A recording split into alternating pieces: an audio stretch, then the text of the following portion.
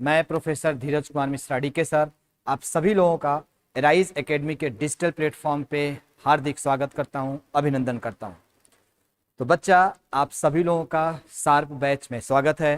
Success achievement revision programme है ना, जो इसका फुल फॉर्म है, और इसका मतलब ही है सक्सेस अचीव करना। और आप ये फील भी कर रहे होगे कि जो भी यहाँ पे एक्सपर्ट फैकल्टी आपको लेक्चर्स डिलीवर कर रहे हैं, है ना, वो वैसे लेक्चर्स हैं जहाँ से नीट 21 के क्वेश्चंस 100% आने वाले हैं। मतलब आपने साल भर पढ़ाई नहीं किया, कुछ भी नहीं किया है ना, तो आपको टेंशन लेने की जरूरत नहीं है। राइज एकेडमी आपके साथ है बेटा, है ना। बस आप ये 40 से 45 मिनट का लेक्चर्स देखिए, और जो भी 20 से 30 क्वेश्चंस आपको एमसीक्यू के फॉर्म में दिए जा रहे हैं उसके डिस्कशन में पार्टिसिपेट करिए। और उसके बाद आप नीट के एग्ज़ाम में हम सभी लोगों को याद करिएगा, क्योंकि हमारा मकसद ही है कि हमारे ज़्यादा से ज़्यादा बच्चे अच्छे मार्क्स लाएँ, है ना, उनका सिलेक्शन हो बेटा, और उनके जो सपने हैं वो पूरे हों। उसके लिए आप सभी लोगों को स्ट्रिक्टली जितने टॉपिक पढ़ाए जा रहे हैं किसी भी पर्टिकुलर चैप्टर में, उतने ही टॉपिक पे बस फोकस करना है। अभी आपने देखा कि आपका लेक्चर हो चुका मोल कंसेप्ट का, है ना, जिसमें मैंने 2-3 पॉइंट 4 पॉइंट डिस्कस किए, जहाँ से लगातार क्वेश्चंस आते हैं। एटॉमिक स्ट्रक्चर को हमने पढ़ा बेटा, 2 पार्ट मैंने डिवाइड करके आपको बताया, वहाँ से क्वेश्चंस आ रहे हैं। और उसी क्रम में 11th क्लास का मैं एक और चैप्टर आपके सामने लेके आया हूँ, that is the periodic table. कई नाम से इसको जाना जाता है, classification of the elements, periodic table and periodic property वगैरह वगैरह, ठीक है ना। तो ये ऐसा चैप्टर है जिसको पढ़ाना और पढ़ना दोनों ही बड़े डिफरेंट होते हैं। पढ़ने और पढ़ाने का मतलब क्या है कि भाई इसमें पूरा आपका इनऑर्गेनिक केमिस्ट्री कवर होता है, एक तरीके से देखा जाए तो जितने ब्लॉक्स हैं सब आ जाते हैं ना। लेकिन बच्चा समझेगा कहाँ से कि क्वेश्चन हमें कहाँ से पढ़ना है, क्योंकि उनको अलग से एस ब्लॉक भी पढ़ना है, उनको अलग से पी ब्लॉक भी पढ़ना है, उनको अलग से डी ब्लॉक भी पढ़ना है, एफ ब्लॉक भी पढ़ना है। तो पीरियोडिक प्रॉपर्टी की जरूरत क्या पड़ गई? कौन से ऐसे क्वेश्चन है पीरियोडिक प्रॉपर्टी के जो पूछे जाएंगे? तो पीरियोडिक प्रॉपर्टी के जो भी क्वेश्चन बेटा पूछे जाएंगे वो डिफरेंट होते हैं उनके इंडिविजुअल ब्लॉक से, ध्यान रखना, है ना। मतलब जो क्वेश्चन उनके इंडिविजुअल ब्लॉक से पूछे जाते हैं वो पीरियोडिक टेबल से नहीं पूछे जाएंगे। पीरियोडिक टेबल से बहुत डिफरेंट क्वेश्चंस पूछे जाते हैं। अभी जैसे पिछले ही आपके नीट के एग्जाम में 2020 का एग्जाम हुआ, उसमें एक बड़ा प्यारा सा क्वेश्चन पूछा गया था, elements having atomic number greater than 100 से। और वो क्वेश्चन में बहुत सारे बच्चों को दिक्कत हो गया था। तो सबसे पहले मैं उसी टाइप के क्वेश्चंस आपको कवर कराने वाला हूं, है ना, कि नॉमेनक्लेचर कैसे करते हैं और उससे रिलेटेड क्या क्या क्वेश्चंस पूछा जाता है। तो बेटा सबसे पहले है nomenclature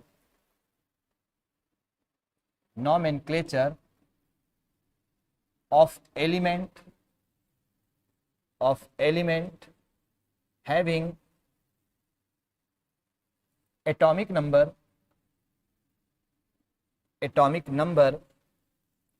greater than or equal to 100। Greater than और इक्वल टू 100 अगर एटॉमिक नंबर है तो उसका नाम कैसे आप सभी लोगों को बताना है। देखो जरा ध्यान से, मैं यहाँ पे कुछ चीजें लिख रहा हूँ जो आपको ध्यान रखना है। मैं डिजिट लिख रहा हूँ, है ना, ये क्या है डिजिट।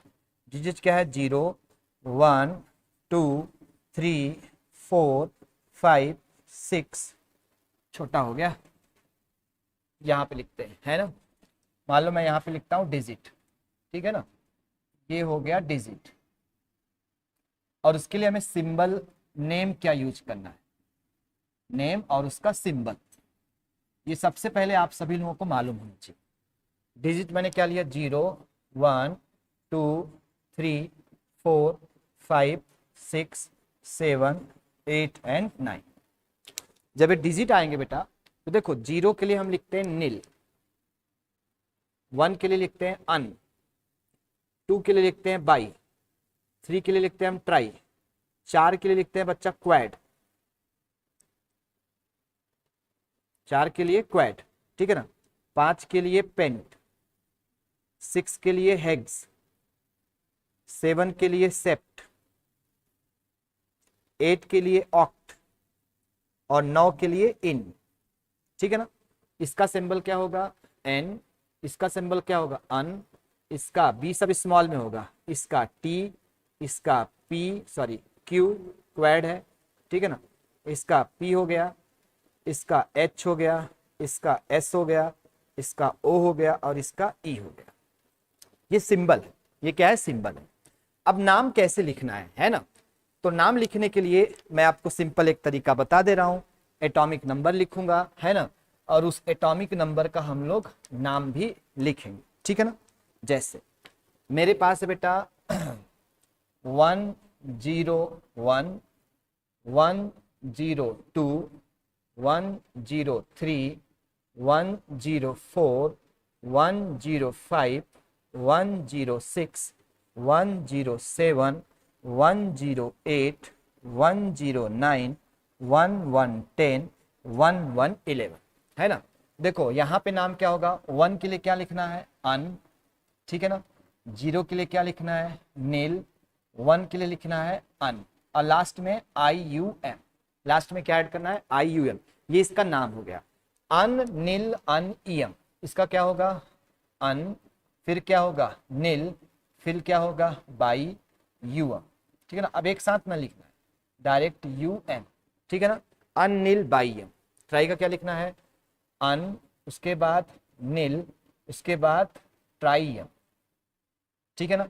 इसका नाम क्या होगा, अन, फिर क्या होगा, नील, फिर क्या हुआ, क्वेड ईएम, IUM लगा देना है, IUM लगा देना है यहाँ पे। अन, फिर क्या हुआ, नील, फिर क्या हुआ, पेंट, IUM। इसका नाम क्या होगा, अन, इसका नाम क्या होगा, नील, इसका नाम क्या होगा, 6 का क्या लिखा है देखो, हेग्स, ठीक है ना। ये हो गया हेग्स UM, ठीक है ना। यहाँ पे देखो अन, फिर क्या हुआ, नील, फिर क्या हुआ, सेप्ट, फिर क्या हुआ, IUM। यहाँ पे क्या हुआ, अन, यहाँ पे क्या हुआ, नील, यहाँ पे क्या हुआ, 8 का ऑक्टियम, ठीक है। यहाँ पे क्या हुआ, अन, यहाँ पे क्या हुआ, नील, यहाँ पे क्या हुआ, इनियम। फिर इसका क्या हुआ, अन, फिर क्या हुआ, अन, फिर क्या हुआ, नील, फिर IUM। समझ रहे हो ना। यहाँ पे क्या हुआ, अन, फिर यहाँ पे क्या हुआ, अन, फिर यहाँ पे क्या हुआ, अन, IUM। अगर इसके सिंबल की बात की जाए तो ये हो गया UNU, इसका सिंबल हो गया। इसका क्या हुआ, UNB, इसका क्या हुआ बेटा, UNT, इसका क्या हुआ, UNQ, ठीक है ना। इसका क्या हुआ, UNP, इसका क्या हुआ बेटा, UNH, ठीक है ना। इसका क्या हुआ, UNS, सब स्मॉल होगा बेटा। इसका सिंबल क्या हुआ, UNO, ठीक है ना। इसका क्या हुआ, UNE, इसका क्या हुआ, UN, इसका क्या हुआ, UNU। ये नाम है, ये आयुपैक नेम, ये क्या है, this one is the IUPAC name. जो मैंने नेम लिखा है, this one is the IUPAC name, ठीक है ना। सो ये मेरे पास IUPAC नॉमेनक्लेचर है, IUPAC नॉमेनक्लेचर, जिसको बोलते हैं आयुपैक नेम। तो ये कौन सा नेम है, सो आप इसको बोलोगे, this one is the IUPAC name, IUPAC name है। कौन सा नेम है, आयुपैक नेम है। ये क्या है, आयुपैक नेम। 101 का अन, UNU, मतलब ऐसा क्वेश्चन अगर पूछा जाएगा तो आपको टेक्निक मालूम है, आपको DK सर ने एक तरीका बताया है और इसका आंसर आप सभी लोग दे सकते हो। लेकिन इस बार क्वेश्चन क्या पूछा गया था, देखो ध्यान से। मैंने एटॉमिक नंबर लिखा 101, 102, 103, 104, 105, 106, 107, 108, 109, 1110, 1111, है ना बेटा। ये हमारे पास एटॉमिक नंबर है। इनका कॉमन नेम क्या होगा, जो आपके एग्जाम में इस बार पूछा गया था। कॉमन नेम क्या बेटा, कॉमन नेम। कॉमन नेम आपको कैसे याद रखना है, देखो ध्यान से। मैं यहाँ पे एक ट्रिक बता रहा हूं, आपको ध्यान रखना है। मैंने लिखा मैडम, मैडम नंबर, नंबर लेकर, मैडम नंबर लेकर, रुफसाना, रुफसाना एक लड़की का नाम है। किसका नाम है, रुफसाना, एक लड़की का नाम। मैडम नंबर लेकर रुफसाना दोबारा चली गई, दोबारा चली गई। मैडम नंबर लेकर रुफसाना दोबारा चली गई, ठीक है ना। इसके बाद है बेटा सुंदर गोरी, क्या बात है, भावना, सुंदर गोरी भावना, हंस मत, सुंदर गोरी भावना हंस मत दूसरे रंग पर, दूसरे रंग पर, सुंदर गोरी भावना हंस मत दूसरे रंग पे। ये इसका कॉमन नेम है, ये तो आयुपैक नाम है और ये क्या है, कॉमन नेम है। कैसे मैंने बताया इसको, देखो ये हमारा 101 से स्टार्ट है ना।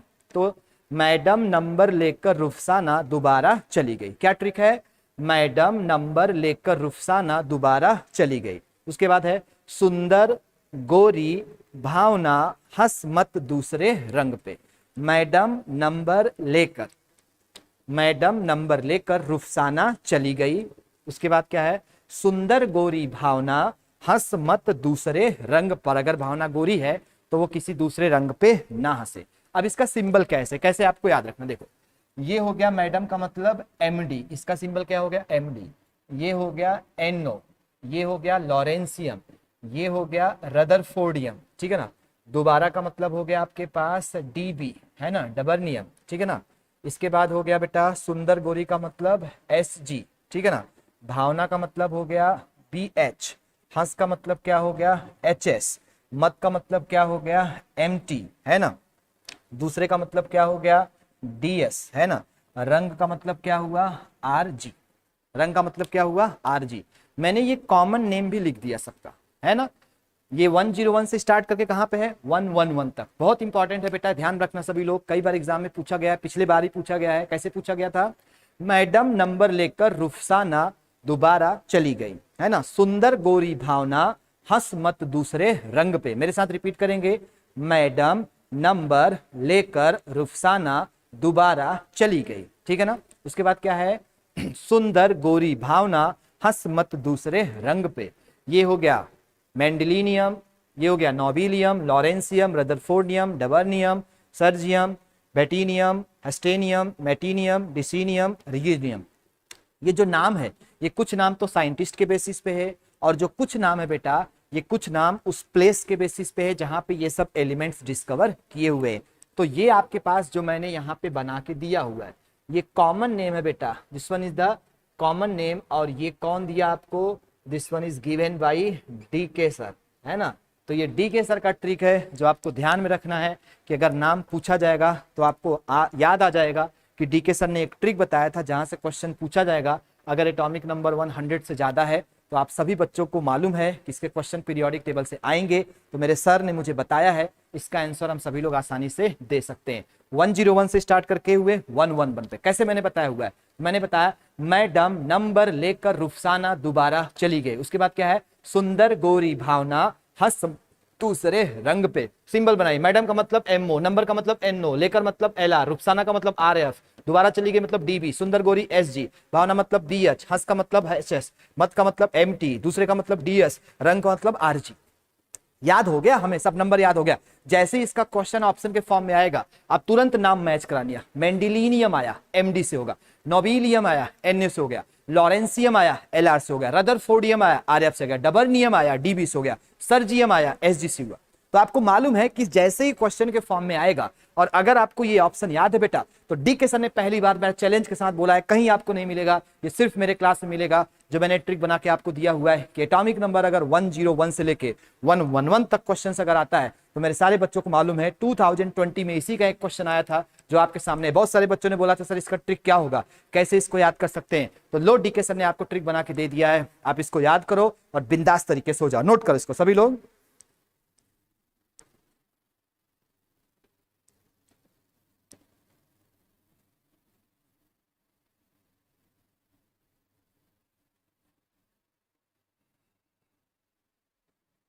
ठीक है, तो कॉमन नेम आएगा तो वहां से पूछा जाएगा, है ना। और आयुपैक नेम आएगा तो यहां से पूछा जाएगा, जो मैंने आपको बताया। अगर ऐसा क्वेश्चन आए तो मेरे प्यारे बच्चों आपको कोई दिक्कत नहीं होना चाहिए, ठीक है। रफ कर दो, नोट कर इसको फटाफट। मैडम नंबर लेके रुफसाना दोबारा चली गई, कितना आसान है। सुंदर गोरी भावना हंस मत दूसरे रंग पे, मैडम नंबर लेकर रुफसाना दोबारा चली गई, क्या बात है। सुंदर गोरी भावना हंस मत दूसरे रंग पे, है ना। ये जोक सा पार्ट एक सिंपल सा स्टेटमेंट है जो आपको याद रखना है। अगर इसका क्वेश्चन पूछा जाए तो मेरे प्यारे बच्चों आप आसानी के साथ बता सकते हो, ठीक है। चलो, तो पीरियोडिक टेबल में जो सबसे बड़ा क्वेश्चन था बच्चों का वो यही था, है ना, कि सर ऐसा क्वेश्चन आएगा तो कैसे बनाएंगे। अरे टेंशन काहे को लेते हो आप लोग, मैं हूं ना। जहां पे भी पीरियोडिक टेबल में आपको प्रॉब्लम होती है वहां पे डीके सर आपके सामने खड़े रहेंगे, है ना। और मैं जो जो आपको पढ़ाने वाला हूं उतना ही आपको ध्यान रखना है पीरियोडिक टेबल से, और वही क्वेश्चन है जो पूछा जाएगा। नेक्स्ट क्या है पीरियोडिक टेबल में, है ना। नेक्स्ट पॉइंट है बेटा फाइंडिंग ऑफ पहला है बेटा ब्लॉक, दूसरा है बेटा पीरियड, तीसरा है बेटा group of element, group of element, group of element, group of element, है ना। तो देखो ब्लॉक कैसे हम पहचानेंगे। जब भी बेटा ब्लॉक पहचानना, क्या पहचानना होगा, ब्लॉक। अगर किसी का ब्लॉक आपको आइडेंटिफाई करना है, किस ब्लॉक का है, एस ब्लॉक का, पी ब्लॉक का, है ना। So last electron in electronic configuration determine block. जो लास्ट इलेक्ट्रॉन होगा, है ना, इलेक्ट्रॉनिक कॉन्फ़िगरेशन में, वो ब्लॉक को बताएगा। किसको बताएगा, ब्लॉक को बताएगा, ठीक है ना। उसके बाद क्या है पीरियड, उसके बाद क्या है पीरियड, ठीक है ना। अब पीरियड जरा ध्यान से देखो, अगर एस की बात की जाए, है ना, तो ब्लॉक अगर एस है बेटा, तो एस में अगर 1 इलेक्ट्रॉन है तो इसको बोला जाएगा 1 इलेक्ट्रॉन है तो ये होगा फर्स्ट पीरियड। अगर एस में 2 इलेक्ट्रॉन है तो इसको बोला जाएगा सेकेंड पीरियड। सॉरी, पीरियड बताना है, सॉरी, एक सेकेंड पीरियड, पीरियड आपको कैसे पता चलेगा, पीरियड पता चलेगा हाईएस्ट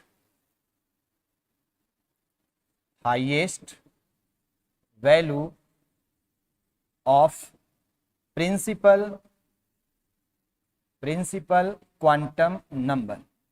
पीरियड कौन बताएगा, highest value of principal quantum number. Principal quantum number का जो हाईएस्ट वैल्यू होगा वहां से क्या पता चलेगा बेटा, पीरियड पता चलेगा। उसके बाद आ जाओ, ब्लॉक हो गया, पीरियड हो गया, ग्रुप नंबर, है ना। तो एस की बात की जाएगा, एस में अगर 1 इलेक्ट्रॉन है तो इसको हम बोलेंगे फर्स्ट ग्रुप। अगर 2 इलेक्ट्रॉन है तो इसको बोलेंगे सेकेंड ग्रुप। अगर एस में इलेक्ट्रॉन ज्यादा है तो फर्स्ट के लिए फर्स्ट ग्रुप और 2 इलेक्ट्रॉन के लिए सेकेंड ग्रुप। पी के लिए आ जाओ, है ना, पी का जो ग्रुप नंबर होगा, group number that is equal to 10 plus number of electron in NS plus NP orbital, है ना। एनएस और एनपी, जो एन होता है, N this represent the highest value of principal quantum number. ये किसको बताएगा, highest value of principal quantum number. P के लिए हो गया। डी के लिए आ जाओ, डी का ग्रुप नंबर किसके होगा, group number is equal to number of electron in n-1 d plus ns orbital, ns orbital, है ना। डी के लिए ग्रुप नंबर किसके इक्वल होगा, number of electron in n-1 d plus ns orbital. और अगर f की बात की, है ना, f का ग्रुप नंबर हमेशा क्या होगा, थर्ड।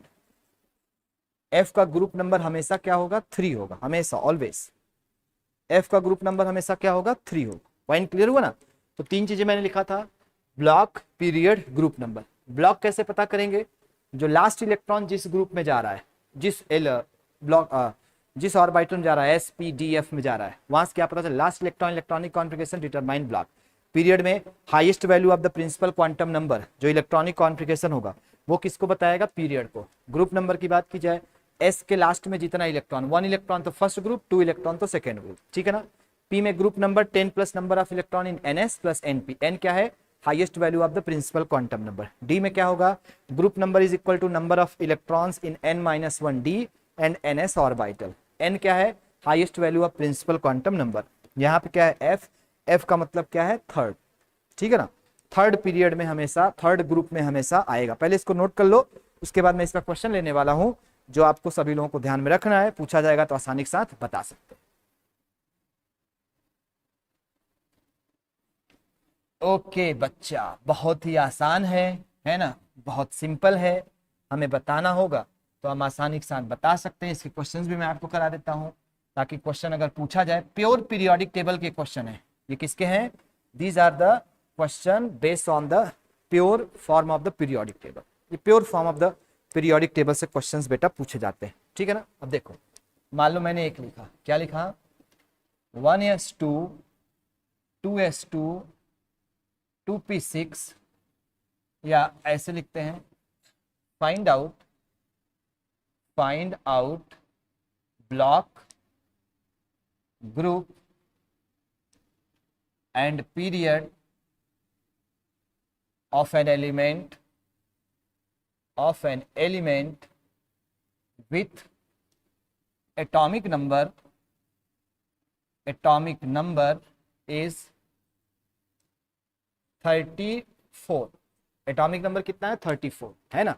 तो सबसे पहले आप 34 का इलेक्ट्रॉनिक कॉन्फ़िगरेशन करोगे। देखो 1s2 2s2 2p6 3s2 3p6 4s2 3d10। देख लेते हैं कितना हुआ, 30 इलेक्ट्रॉन्स हो गया, ठीक है ना। अब 3d के बाद क्या आएगा, 4p, क्या आएगा 4p, 3d के बाद क्या आएगा 4p, ठीक है ना। 3s हो गया, 3p हो गया, 3d हो गया, 3 और 1 3 2 5 4 1 5, ठीक है ना। 4p कितने इलेक्ट्रॉन्स बचे, 2 2 4 6 10 2 12 6 18 2 20 10 30, 4 इलेक्ट्रॉन्स, तो यहाँ पे हो गया। मतलब लास्ट इलेक्ट्रॉन आपका किस में गया है, p में गया है। लास्ट इलेक्ट्रॉन किस में गया है, p में गया है। तो हम बोलेंगे ब्लॉक, ब्लॉक कौन सा होगा, p, ब्लॉक कौन सा होगा, p होगा, ठीक है ना। उसके बाद पीरियड, पीरियड बेटा highest value of principal quantum number. देखो ये नंबर जो है ये प्रिंसिपल क्वांटम नंबर होते हैं, जो नंबर्स लिखे हैं। तो यहाँ पे देखो प्रिंसिपल क्वांटम नंबर का हाईएस्ट वैल्यू क्या है, 4, तो इसका पीरियड क्या हो गया 4। कौन सा पीरियड है ये, 4th पीरियड है, ठीक है ना। उसके बाद हमें क्या बताना है, group number, group number is equal to, बेटा क्योंकि p का है तो हम लिखेंगे 10 प्लस ये n है तो ns, देखो ये भी हमें लेना है ना, क्योंकि 10 प्लस ns और np का इलेक्ट्रॉन्स लेना है, और n का मतलब होता है हाईएस्ट प्रिंसिपल क्वांटम नंबर। तो 4s और 4p में कितने इलेक्ट्रॉन है, 4 + 2 6, तो हम लिखेंगे 10 प्लस यहाँ पे हुआ 2 + 6 दैट इज 16, है ना। तो ग्रुप नंबर क्या हुआ बेटा 16, पीरियड क्या हुआ इसका बेटा 4, और ब्लॉक क्या हुआ इसका बेटा 2, ब्लॉक क्या हुआ 2। तो ऐसा क्वेश्चन अगर आएगा तो आपको आइडिया है ना कि एक क्वेश्चन इसका आने का पॉसिबिलिटी मैक्सिमम है, और अगर आएगा बच्चा तो आप ध्यान में रखना इसके क्वेश्चंस आप सभी लोगों को आना चाहिए। अगर नहीं आता तो दिक्कत है, गलत बात है, क्वेश्चंस पूछा जाएगा तो प्रॉब्लम हो सकता है आप सभी लोगों को। नोट कर लीजिए इसको सभी लोग, एक क्वेश्चन मैंने कराया, बाकी बहुत सारे क्वेश्चन है जो आप इलेक्ट्रॉनिक कॉन्फ़िगरेशन करके बता सकते हैं। क्योंकि यहाँ पे लास्ट इलेक्ट्रॉन कहाँ पे गया था, p में, तो ब्लॉक क्या हुआ p, highest value of principal quantum number 4, तो पीरियड क्या हुआ 4। जब p ब्लॉक का इलेक्ट्रॉन्स एलिमेंट होगा तो ग्रुप नंबर क्या होगा, p ब्लॉक के लिए ग्रुप नंबर क्या होगा 10 + ns + np। अगर यहाँ पे s आएगा तो उसका अलग रूल है, d आएगा तो अलग रूल है, f आएगा तो अलग रूल है। f के लिए ग्रुप नंबर नहीं निकालना है, f का ग्रुप नंबर फिक्स है जिसका वैल्यू कितना होता है 3, थर्ड ग्रुप में f हमेशा होता है, ठीक है। नोट कर लो इसको सभी लोग।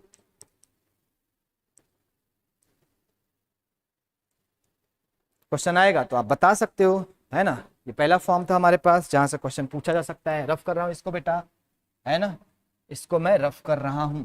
मतलब एक पॉइंट ये है जहां से क्वेश्चन पूछे जाने की संभावना मैक्सिमम है पीरियोडिक टेबल में, और मेरे सारे बच्चों को मालूम होना चाहिए। बेटा मैं बात करता हूं यहाँ पे रेडियाई की, किसकी बात करता हूँ, रेडियाई। तो देखो हमें रेडियाई क्या क्या पढ़ना हो, हमें पढ़ना है कोवेलेंट, ठीक है ना, हमें पढ़ना है बेटा मेटालिक, हमें पढ़ना है बेटा वंडरवॉल, और हमें पढ़ना है आयोनिक, आयोनिक कोवैलेंट रेडियाई किस में मिलेगा? पी ब्लॉक के लिए मिलता है। मेटालिक किस में मिलेगा? डी ब्लॉक के लिए मिलता है। वंडरवॉल किस में मिलेगा? 18th ग्रुप में मिलेगा। और ये किस में मिलेगा? क्रिस्टल में। कोई क्रिस्टल है तो वहां पे आयोनिक रेडियाई की बात की जाएगी, जो कि बहुत इंपॉर्टेंट है ना। आयोनिक रेडियाई सबसे इंपॉर्टेंट है। आयोनिक रेडियाई का क्वेश्चन आता है तो बच्चों से गलत जाता है, तो मैं उसी का डिस्कशन करने वाला हूं। Ionic radii, ionic radii. अगर आयोनिक रेडियाई का कंपेयर करना हो तो आप कैसे करोगे, है ना। सबसे पहला देखो, सबसे पहले सेम एटम, अगर सेम एटम दिया है, क्या दिया है? Same atom, then ionic radii is, same atom के लिए ionic radii is inversely proportional to positive, inversely proportional to simply oxidation state, inversely proportional to oxidation state. किसके इनवर्सली प्रोपोर्शनल होगा? ऑक्सीडेशन स्टेट के इनवर्सली प्रोपोर्शनल, अगर same atom हुआ तो। जैसे आपके पास H प्लस है और H माइनस, ठीक है ना। अब ऑक्सीडेशन स्टेट किस में ज्यादा है? इसमें ज्यादा, तो इसका इनवर्सली प्रोपोर्शनल, मतलब ऑक्सीडेशन स्टेट ज्यादा होगा तो एटॉमिक रेडियाई कम होगा। तो इसका एटॉमिक रेडियाई क्या है? ज्यादा है। इसका एटॉमिक रेडियाई क्या है? ज्यादा है। ऐसे मैंने लिखा Cr+3 and Cr+6, same atom है, सेम एटम है। जिसपे पॉजिटिव चार्ज ज्यादा होगा उसका एटॉमिक रेडियाई क्या होगा? कम होगा, है ना। मेरे पास आया Fe+3 एंड Fe+2, इसका एटॉमिक रेडियाई क्या होगा? ज्यादा होगा। तो सेम अगर एटम है तो ionic radii is inversely proportional to oxidation state. जिसका ऑक्सीडेशन स्टेट ज्यादा है उसका एटॉमिक रेडियाई बेटा कम होगा, ठीक है ना। ये पहला पॉइंट ध्यान रखना। पॉइंट नंबर 2, दूसरा क्या है आयोनिक रेडियाई में? दूसरा क्या है? For different atom having same number of electron, atom क्या हो? डिफरेंट, है ना। For same number of electron ionic radii is inversely proportional to atomic number. अगर एटम डिफरेंट है बट नंबर ऑफ इलेक्ट्रॉन्स क्या है? सेम है, तो ionic radii inversely proportional to atomic number. जैसे फॉर एन एग्जांपल देखो, मैंने लिया Na+1 Mg+2 Al+3 sodium magnesium aluminium, ठीक है ना। ये 3 दिया गया। इसमें नंबर ऑफ इलेक्ट्रॉन्स 10 इलेक्ट्रॉन्स, इसमें number of electrons sodium magnesium 10 electrons, और इसमें कितना है? 10 इलेक्ट्रॉन्स। फिर मैंने लिया बेटा F-10 इलेक्ट्रॉन्स। हमें कंपेयर करना है ना। देखो इसका एटॉमिक नंबर कितना है? सोडियम का एटॉमिक नंबर 11, मैग्नीशियम का 12, इसका कितना है? 13, ठीक है ना। और F- का इसका कितना होता है? 9। ये एटॉमिक नंबर है। अब देखो बेटा, जिसका एटॉमिक नंबर ज्यादा होगा उसका आयोनिक रेडियाई क्या होगा? कम होगा। तो सबसे कम एटॉमिक नंबर किसका है? F- का। तो सबसे बड़ा आयोनिक रेडियाई किसका होगा? F- का। उसके बाद किसका होगा? Na+1 का। उसके बाद किसका होगा? Mg+2 का। उसके बाद क्या होगा? Al+3 का होगा। ये आयोनिक रेडियाई निकालने का एक डीके सर का ट्रिक है। ये क्या है? ये मेरा ट्रिक है, ये मेरा ट्रिक है, मेरा कंसेप्ट है ना। बहुत सारे बच्चों को गलत होता है। तो अगर आयोनिक रेडियाई निकालना है, क्या निकालना है? Ionic radii. और आयोनिक रेडियाई आपको निकालना है तो एक तो ये तरीका हो गया, ध्यान रखना।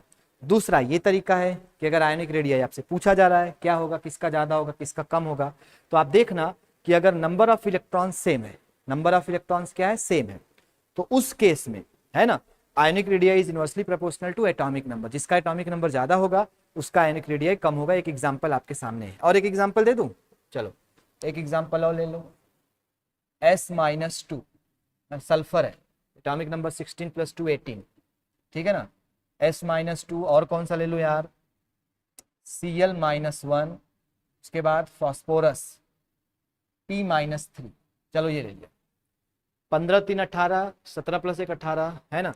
इलेक्ट्रॉन्स कितना है? 18 electrons, 18 electrons, 18 electrons. Atomic number 16, atomic number 17, atomic number 15, है ना। तो आयोनिक रेडियाई सबसे ज्यादा किसका होगा? P-3 का। उसके बाद किसका होगा S-2 का, उसके बाद किसका होगा Cl-1 का।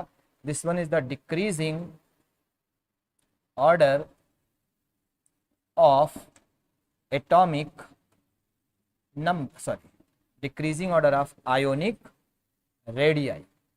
ये क्या है बेटा, this one is the decreasing order of ionic radii. बड़ा इंपॉर्टेंट है, बहुत सारे बच्चों से गलतियां होती हैं ऐसे।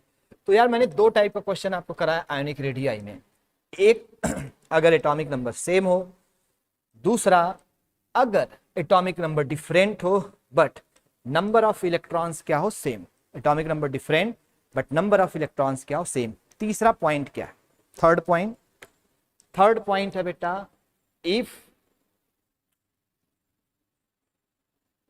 डिफरेंट एटॉमिक नंबर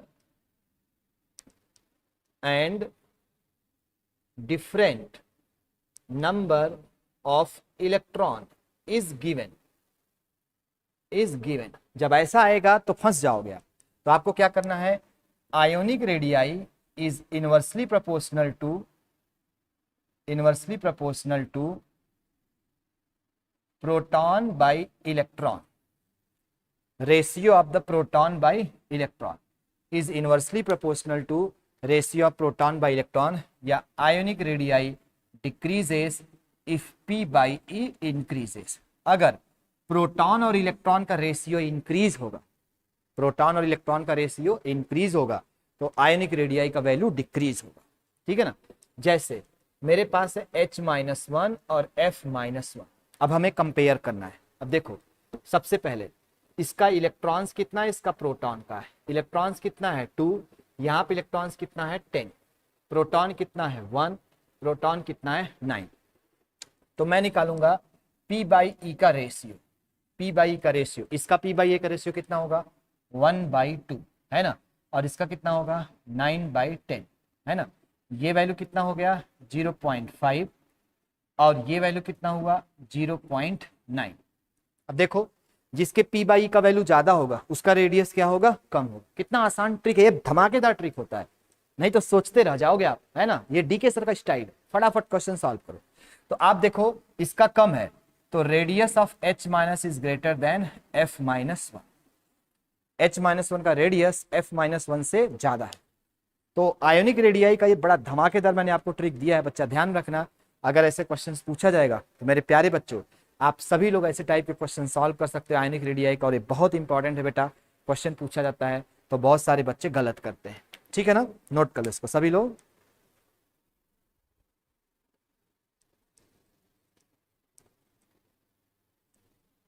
ठीक है, तो ये पॉइंट्स था जो आपको मुझे डिस्कस करना था आयोनिक रेडियाई से रिलेटेड। ये इंपॉर्टेंट है, क्वेश्चन पूछा जाता है तो बच्चों से गलतियां होती हैं, ठीक है ना। और अगर स्ट्रेंथ पूछा जाए, है ना, स्ट्रेंथ ऑफ रेडियस, है ना, किस रेडियस का स्ट्रेंथ सबसे ज्यादा, तो बेटा सबसे स्ट्रेंग कोवैलेंट होगा।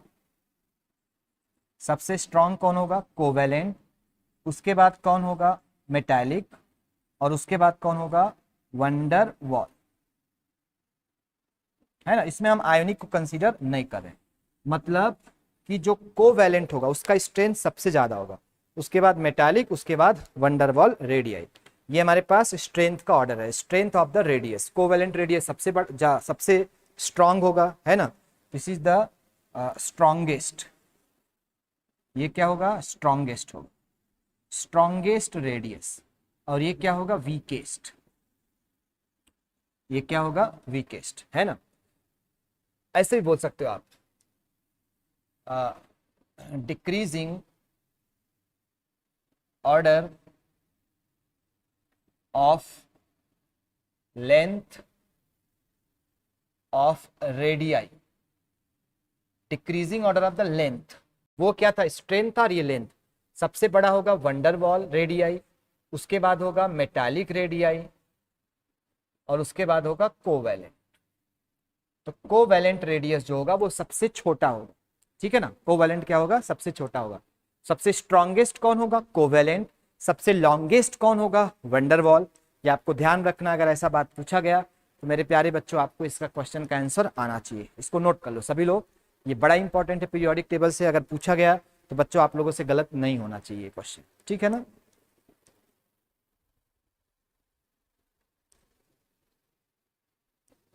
रफ कर दिया जाए इसको। तो ये एक पॉइंट था जो आपको ध्यान में रखना है ना। जो प्योर पीरियोडिक टेबल के क्वेश्चन है ये सब कैसे हैं, these are the question of the pure periodic table, मतलब जो प्योर पीरियोडिक टेबल से क्वेश्चन पूछे जाएंगे वो ऐसे ही क्वेश्चंस हैं जो आपको ध्यान में रखना है। और ये सब क्वेश्चन कई बार एग्जाम में पूछे गए हैं बच्चा, है ना, जो कि लोगों से गलत होते हैं। अब इसके बाद आ जाओ, इसके बाद क्या है, इसके बाद यहाँ पे क्वेश्चन आता है that is of the ionization energy. Ionization energy, ionization energy, ठीक है ना। मान लो कोई एटम है, ठीक है ना, ये गैसियस एटम है, इस गैसियस एटम से हमने इलेक्ट्रॉन निकाल दिया, ये क्या हुआ Na+, ये हो गया गैसियस +1 इलेक्ट्रॉन। तो इसमें जो एनर्जी लगेगी उसका नाम क्या होगा, आयोनाइजेशन एनर्जी। क्या बोलेंगे इसको हम, आयोनाइजेशन एनर्जी, ठीक है ना। जो आयोनाइजेशन एनर्जी है उसका मतलब है energy required to remove the electron present in the gaseous atom. जब गैसियस एटम में से एक इलेक्ट्रॉन्स निकालेंगे तो वहां पे जो एनर्जी लगती है उसको बोलते हैं आयोनाइजेशन एनर्जी। सो जनरली जो आयोनाइजेशन एनर्जी है that is increases from left to right in the periodic table and ionization energy decreases from top to bottom in the periodic table. ये एक जनरल स्टेटमेंट बच्चा, आप सभी लोग जानते हो, मैं इस पे बहुत ज्यादा डिस्कस नहीं करने वाला, बट ध्यान रखना, ठीक है ना। आयोनाइजेशन एनर्जी की अगर मैं बात करूंगा, किसकी बात करूंगा, आयोनाइजेशन एनर्जी की, तो ionization energy of the first group है ना will be less than second group, है ना। सेकेंड ग्रुप से क्या होगा, उसका कम होगा, तो मैं यहाँ पे लिख रहा हूं सेकेंड ग्रुप, ठीक है ना।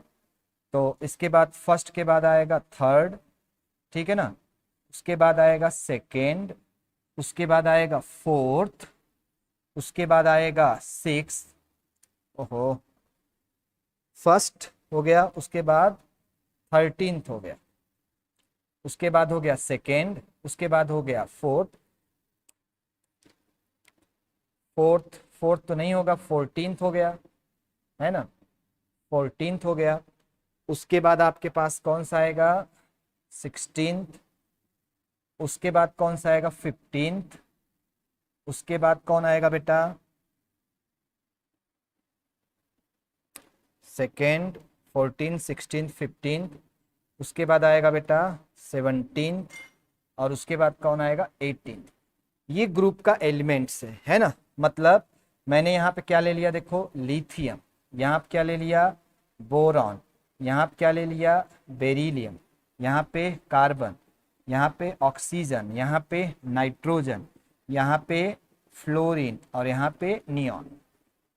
अब आप लेफ्ट टू राइट की बात कर रहे हो, है ना, तो लेफ्ट टू राइट में हम देखते हैं कि हमारे पास आयोनाइजेशन एनर्जी का ऑर्डर क्या होता है। तो बेटा आयोनाइजेशन एनर्जी देखो फर्स्ट ग्रुप और सेकेंड ग्रुप में कंपेयर करोगे तो सेकेंड ग्रुप का ज्यादा होगा। सेकेंड ग्रुप का आयोनाइजेशन एनर्जी 13th ग्रुप से भी क्या होता है, ज्यादा होता है, ठीक है ना। वैसे 15th ग्रुप का आयोनाइजेशन एनर्जी 16th ग्रुप से क्या होता है, ज्यादा होता है ना। तो ये दो ट्रेंड है आयोनाइजेशन एनर्जी, क्योंकि ionisation energy left to right क्या होता है, इंक्रीज।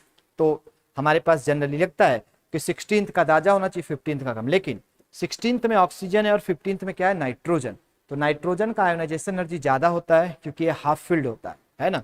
वैसे ही बेरिलियम का आयोनाइजेशन एनर्जी ज्यादा होता है क्योंकि ये फुल फील्ड होता है। तो इसको ध्यान में रखना कि अगर ये पूछ लिया गया बेटा, है ना, तो आपको ध्यान में रखना होगा कि आयोनाइजेशन एनर्जी का जो ट्रेंड होगा, है ना, उसमें अगर इस एलिमेंट के आयोनाइजेशन एनर्जी की बात की जाएगी तो आयोनाइजेशन एनर्जी बेरिलियम का बोरान से क्या होगा, ज्यादा।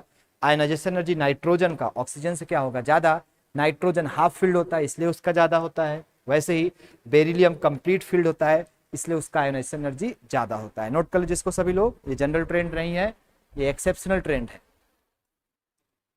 ये एक्सेप्शनल ट्रेंड है आयोनाइजेशन एनर्जी का, जो आपको ध्यान में रखना है, ठीक है। चलो इसको रफ करता हूं। इससे एक बड़ा प्यारा क्वेश्चन है आयोनाइजेशन एनर्जी से जो आप लोगों से, बाकी इंडिविजुअल जैसे एस पी ब्लॉक का है या डी ब्लॉक का जो इंडिविजुअल आयोनाइजेशन एनर्जी होगा वो आपको मैं अलग अलग ग्रुप में पढ़ाऊंगा, है ना, वो अलग अलग ग्रुप में आएगा। तो वहां से पढ़ाऊंगा। अब जरा ध्यान से देखो, एक क्वेश्चन एक बार एग्जाम में आया, ये है आयोनाइजेशन एनर्जी फर्स्ट, ये है आयोनाइजेशन एनर्जी सेकेंड, और ये है आयोनाइजेशन एनर्जी थर्ड, किसी का है। ये वैल्यू है 12 जूल, ठीक है ना, ये वैल्यू है आपके पास 20 जूल, और ये वैल्यू आपके पास 300 जूल। ये ऐसा दिया गया आयोनाइजेशन एनर्जी। तो क्वेश्चन है find the group of element. आपको क्या बताना है? ग्रुप ऑफ एलिमेंट बताना है। बेटा आप ध्यान रखो, ये आपके पास पहला ionisation energy, first ionisation energy, इसके बीच का डिफरेंस, आप इसके बीच का डिफरेंस देखो कितना आ रहा है, 8 आ रहा है, और इसके बीच का डिफरेंस देखो कितना आ रहा है, तो 280 आ रहा है। कितना आ रहा है? 280। मतलब ये वाला आयोनाइजेशन एनर्जी का डिफरेंस बहुत ज्यादा है। तो आप ध्यान रखना कि जब भी ऐसा कोई क्वेश्चन पूछा जाएगा तो आप डिफरेंस ऑफ आयोनाइजेशन एनर्जी निकालोगे, या तो आप ऐसे भी कर सकते हो, डिफरेंस ऑफ आयोनाइजेशन एनर्जी निकालो और जिसका डिफरेंस ज्यादा मिल रहा है वो उसी के पहले वाला जो आयोनाइजेशन एनर्जी होगा उसी से ग्रुप नंबर पता चलने वाला है। तो आप जरा ध्यान से देखो, जब पहला इलेक्ट्रॉन आयोनाइजेशन एनर्जी निकला, पहला इलेक्ट्रॉन्स निकला, तो उसके पास पहला इलेक्ट्रॉन्स निकला तो कितना आ गया उसके पास बेटा? 12 जूल था। जब दूसरा इलेक्ट्रॉन्स निकला तो कितना हुआ? 20 जूल था। लेकिन जब तीसरा इलेक्ट्रॉन आपने निकाला, कौन सा निकाला? तीसरा इलेक्ट्रॉन। जैसे ही आपने तीसरा इलेक्ट्रॉन्स निकाला तो आयोनाइजेशन एनर्जी उसका बहुत ज्यादा हो गया, है ना। तो जो फर्स्ट ग्रुप होता है, फर्स्ट ग्रुप है ना, उसके बाद जो सेकेंड ग्रुप होता है, सेकेंड ग्रुप, ये आपके पास 13th ग्रुप होता है ना, ये आपके पास 14th ग्रुप है। ध्यान रखें, फर्स्ट ग्रुप के पास यहां पे एक वैलेंस इलेक्ट्रॉन होगा, ठीक है ना। सेकेंड ग्रुप के पास 2 वैलेंस इलेक्ट्रॉन होगा। थर्ड ग्रुप के पास 3 वैलेंस इलेक्ट्रॉन होगा, जो थर्ड ग्रुप होगा, है ना। तो थर्ड ग्रुप के लिए या सेकेंड ग्रुप के लिए या फर्स्ट ग्रुप के लिए ऐसा क्वेश्चन पूछा जाएगा। ये मतलब ये क्वेश्चन सिर्फ इसी ग्रुप से रिलेटेड होगा जो मैंने लिख दिया है, यहीं से रिलेटेड होगा। आपसे बताना होगा ग्रुप नंबर क्या होगा। जब पहला इलेक्ट्रॉन्स निकला है ना तो ज्यादा एनर्जी नहीं लगा, लेकिन जब दूसरा इलेक्ट्रॉन्स निकला तब भी ज्यादा एनर्जी नहीं लगा। अब जरा ध्यान से देखो, मैंने एक इलेक्ट्रॉनिक कॉन्फ़िगरेशन लिया और इलेक्ट्रॉनिक कॉन्फ़िगरेशन हमारे पास यहाँ पे कौन सा है बेटा? चलो मैंने ले लिया एल्यूमिनियम, है ना। एल्यूमिनियम का इलेक्ट्रॉनिक कॉन्फ़िगरेशन बैलेंस क्या होगा? 3s2 3p1। आपने पहला इलेक्ट्रॉन निकाल दिया, फिर दूसरा इलेक्ट्रॉन निकाला और तीसरा इलेक्ट्रॉन निकाला, है ना। तो इस केस में आपके पास आयोनाइजेशन एनर्जी कम आ रही है। या मैं ऐसे लेता हूं बेरिलियम, तो बेरिलियम का आपके पास बैलेंस इलेक्ट्रॉनिक कॉन्फ़िगरेशन ns2, क्या होगा? ns2। जब भी कोई ऐसा इलेक्ट्रॉनिक कॉन्फ़िगरेशन आएगा, इस देखो इसमें पहला इलेक्ट्रॉन निकालना भी डिफिकल्ट है, दूसरा इलेक्ट्रॉन आसानी से निकल जाएगा, है ना। तो जब भी ऐसा क्वेश्चन आएगा तो आप ध्यान में रखना, जहां से सडन आयोनाइजेशन एनर्जी बढ़ा है वही ग्रुप नंबर को बताएगा। अब ये 20 के बाद आयोनाइजेशन एनर्जी तुरंत बढ़ गया, बहुत ज्यादा हो गया, है ना। तो मतलब ग्रुप नंबर यहीं से पता चलेगा। ग्रुप नंबर मतलब कि सेकेंड इलेक्ट्रॉन जब उसका निकला, पहला इलेक्ट्रॉन निकला, फिर दूसरा इलेक्ट्रॉन निकला, फिर तीसरा, जैसे ही थर्ड इलेक्ट्रॉन आपने निकाला आयोनाइजेशन एनर्जी अचानक से बहुत ज्यादा हो गई। मतलब तीसरे इलेक्ट्रॉन के लिए आयोनाइजेशन एनर्जी बहुत ज्यादा, तो उसके पास बैलेंस इलेक्ट्रॉन कितने रहे होंगे? 2 ही रहे होंगे। बैलेंस इलेक्ट्रॉन कितने रहे होंगे बेटा? 2 रहे होंगे। पॉइंट क्लियर हुआ ना? बैलेंस इलेक्ट्रॉन कितने रहे होंगे? 2 रहे होंगे।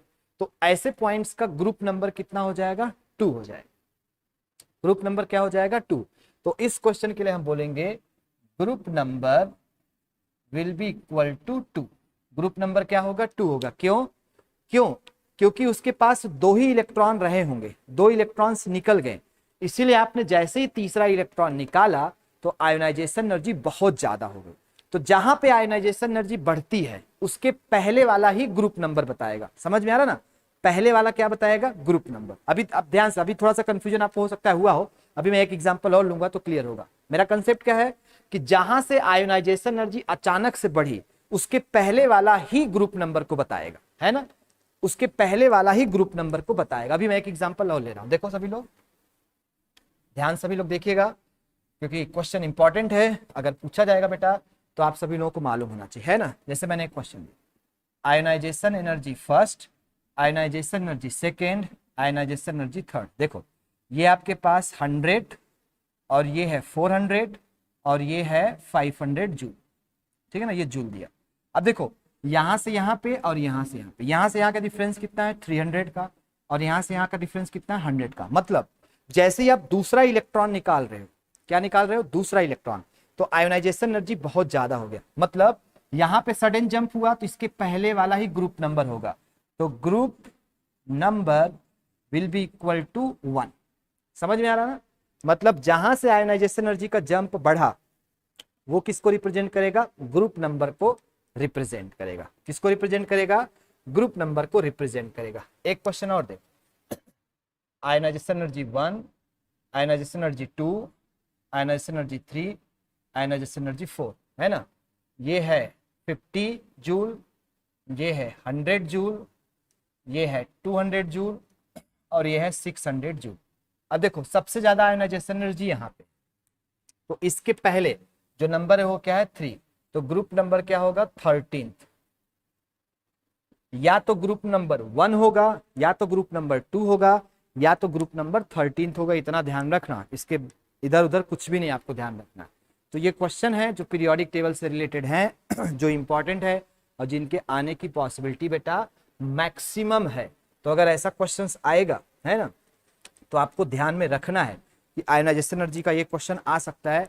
ये प्योर पीरियोडिक टेबल का क्वेश्चन होता है, जो मेरे प्यारे बच्चे आप सभी लोगों को ध्यान में रखना है। क्वेश्चंस पूछा जाएगा तो गलती नहीं होना चाहिए। अब जरा ध्यान से देखो सभी लोग, ये मेरे पास है न्यूक्लियस और ये हमारे पास है एस, ये मेरे पास है पी, ये मेरे पास है डी और ये मैंने क्या बनाया एफ, है ना, क्या बनाया एफ बनाया। एफ देखो सबसे बड़ा है, एफ सबसे बड़ा है, तो एफ का अट्रैक्शन न्यूक्लियस के साथ सबसे ज्यादा होगा, उसके बाद डी का होगा, उसके बाद पी का होगा, उसके बाद एस का होगा। तो यहां से क्वेश्चन पूछा जाता है, क्या पूछा जाता है, order of repulsion, order of repulsion, या इसी को बोला जाता है शिल्डिंग इफेक्ट। शिल्डिंग इफेक्ट, सबसे ज्यादा शिल्डिंग इफेक्ट किसमें होगा या सबसे ज्यादा रिपल्सन किसमें होगा, तो सबसे ज्यादा रिपल्सन होगा एस में, उसके बाद होगा पी में, उसके बाद डी में होगा, उसके बाद एफ में होगा। This one is the order of the shielding effect और ऑर्डर ऑफ द रिपल्सन। सबसे ज्यादा रिपल्सन एस में, फिर पी में, फिर डी में, फिर एफ में, है ना।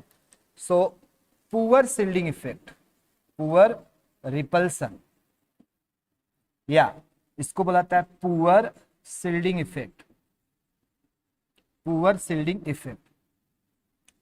पुअर शिल्डिंग इफेक्ट किसमें होगा, है ना, या पुअर रिपल्सन किसमें होगा, तो ये होगा सबसे पुअर होगा एफ में, उसके बाद होगा डी में, उसके बाद होगा पी में, उसके बाद किसमें होगा एस में होगा।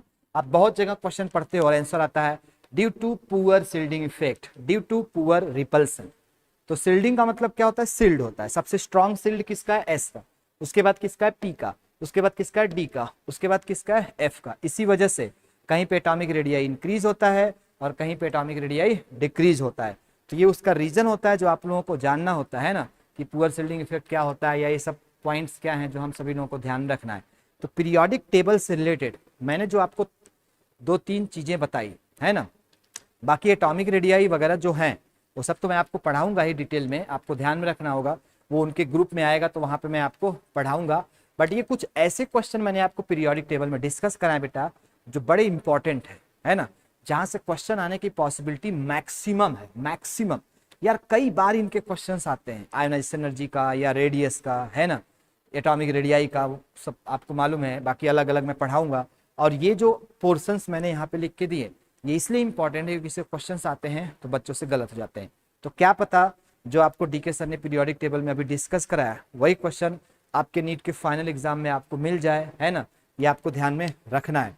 बाकी नेक्स्ट आपके पास है यहाँ पे देखो एक इलेक्ट्रोनेगेटिविटी ऑर्डर। अगर इलेक्ट्रोनेगेटिविटी ऑर्डर की बात की जाए तो सबसे ज्यादा इलेक्ट्रोनेगेटिव फ्लोरीन होगा, उसके बाद ऑक्सीजन, उसके बाद नाइट्रोजन, उसके बाद क्लोरीन, उसके बाद sulphur. This is the decreasing order of the electronegativity, इसको फोन बोलते हैं, है ना। नेक्स्ट आपके पास है third one, that is the most electro positive element. अगर मोस्ट इलेक्ट्रोपॉजिटिव एलिमेंट पूछा जाएगा so that is the caesium.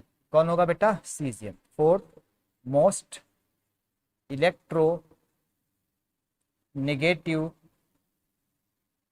Electronegative element, अगर मोस्ट इलेक्ट्रोनेगेटिव एलिमेंट पूछा जाए तो कौन होगा? फ्लोरीन।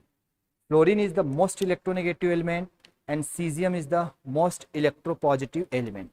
इसकी इलेक्ट्रोपॉजिटिविटी सबसे ज्यादा है और फ्लोरीन की इलेक्ट्रोपॉजिटिविटी सबसे कम है। Point number 5, electropositivity increases from top to bottom. Top to bottom electropositivity क्या होती है? इंक्रीज होती है बेटा, है ना। इलेक्ट्रोपॉजिटिविटी क्या होती है? इंक्रीज होती है। तो ये मैंने कुछ पॉइंट्स आपको लिख के दिए हैं जहां से क्वेश्चन देखो पूछे जा सकते हैं।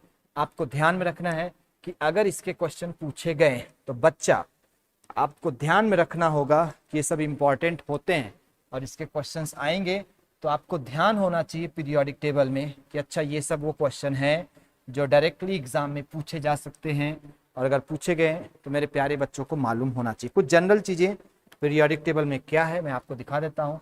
ये है पीरियोडिक टेबल, ये टॉप टू बॉटम है और ये क्या है? Left to right. अब जरा ध्यान से देखो, यहाँ पे क्या होगा?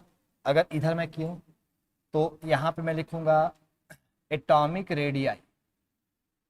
एटॉमिक रेडियाई ये होगा बेटा डिक्रीज, है ना। उसके बाद आयोनाइजेशन एनर्जी ये क्या होगा? इंक्रीज। उसके बाद इलेक्ट्रो नेगेटिविटी ये होगा इंक्रीज। उसके बाद इलेक्ट्रॉन गेन इंथैल्पी, अगर इसकी बात की जाए, है ना, तो ये क्या होगा? Increase. Metallic character, metallic character ये क्या होगा? डिक्रीज। इलेक्ट्रो पॉजिटिव नेचर, अगर इसकी बात की जाए तो ये क्या होगा बेटा? डिक्रीज होगा। अगर यहाँ बात की जाए, है ना, एटॉमिक रेडियाई, एटॉमिक रेडियाई की बात की जाए बेटा तो ये होगा इंक्रीज, ठीक है ना। आयोनाइजेशन एनर्जी की बात की जाए, ये उल्टा लिखना है ना। इलेक्ट्रोनेगेटिविटी की बात की जाए, अगर इलेक्ट्रोनेगेटिविटी की बात की जाए तो ये होगा डिक्रीज, ठीक है ना। Electron gain enthalpy, electron gain enthalpy की बात की जाए तो ये भी क्या होगा? डिक्रीज। अगर मेटालिक कैरेक्टर की बात की जाए तो ये होगा इंक्रीज। इलेक्ट्रोपॉजिटिव कैरेक्टर की बात की जाए तो ये क्या होगा? इंक्रीज। ये कुछ जनरल प्रॉपर्टी है पीरियोडिक टेबल से रिलेटेड जो आपको ध्यान में रखना है कि कौन सा इंक्रीज होता है, कौन सा डिक्रीज होता है, कभी कभी पूछ लिया जाता है ना। तो ये पॉइंट आपको ध्यान में रखना है। नेक्स्ट क्या है? यहाँ पे एक टर्म आता है जिसको बोलते हैं diagonal, diagonal relationship, diagonal relationship. अब जरा ध्यान से देखो, मैंने यहाँ पे लिखा फर्स्ट ग्रुप, यहाँ पे लिखा सेकेंड, यहाँ पे लिखा 13th और यहाँ पे क्या लिखा? 14th, ठीक है ना। उसके बाद मेरे पास यहाँ पे है हाइड्रोजन के बाद क्या आता है? लिथियम, है ना। यहाँ पे सोडियम, यहाँ पे है बेरिलियम, बोरॉन, कार्बन, ठीक है ना। यहाँ पे कौन है? मैग्नीशियम, यहाँ पे एल्यूमिनियम और यहाँ पे है सिलिकॉन, ठीक है बेटा। ये आपके पास सेकेंड पीरियड है और ये है थर्ड पीरियड। देखो जो एटॉमिक रेडियाई लिथियम का है वो मैग्नीशियम से क्या होगा? सिमिलर। बेरिलियम का एल्यूमिनियम से, बोरॉन का सिलिकॉन से। सिर्फ इन्हीं एलिमेंट्स के लिए डायगोनल रिलेशनशिप वैलिड है। तो डायगोनल रिलेशनशिप सेकेंड और थर्ड पीरियड और फर्स्ट और सेकेंड और 13th और 14th में वैलिड होता है। सो डायगोनल रिलेशनशिप में क्या होता है? एटॉमिक रेडियाई इनका सिमिलर हो जाता है। Atomic radii similar, atomic radii similar. जब एटॉमिक रेडियाई सिमिलर होगा तो फिजिकल और केमिकल प्रॉपर्टी भी सिमिलर हो जाता है। सो मैं लिख सकता हूं physical and chemical property is similar for lithium, magnesium, beryllium, aluminium, boron and silicon due to diagonal relationship, due to diagonal relationship. Diagonal relationship की वजह से ऐसा होता है बेटा, तो आपको ध्यान में रखना है, अगर ऐसा चीज पूछा जाए तो मालूम होना चाहिए। बाकी इनके रिएक्शंस भी होते हैं, है ना, रिएक्शंस में इनका अलग अलग टाइप से रिएक्शंस हमें पढ़ाया जाता है, बट उतना मैं यहाँ पे डिस्कस करने वाला नहीं हूँ। मैंने जितनी बातें आपको डिस्कस किया उतना पॉइंट ध्यान में रखना, उससे क्वेश्चन पूछा जाएगा तो ये प्योर पीरियोडिक टेबल का क्वेश्चन होगा। तो पीरियोडिक टेबल में इतना ही, बाकी जो बचेगा वो मैं आपको ग्रुप में पढ़ाऊंगा, ठीक है। सो आज के लिए इतना ही, थैंक यू।